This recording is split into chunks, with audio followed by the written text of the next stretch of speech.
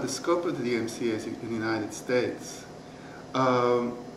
If somebody put something up outside the United States, a service provider, or they were outside the United States, is there a person in the United States or a corporation, is there any way they could affect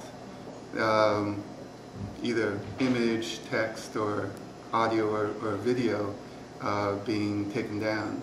The United States copyright law is limited to just the United States geographically, and that includes the DMCA.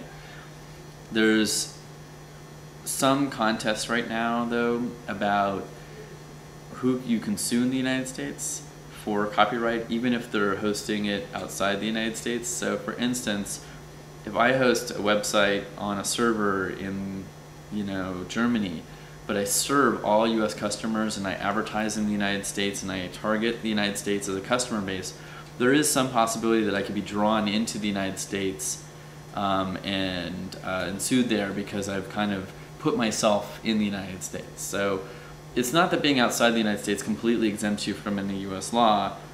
If you target United States customers, it does open that possibility up. But in general, the DMCA mostly just focuses on U.S.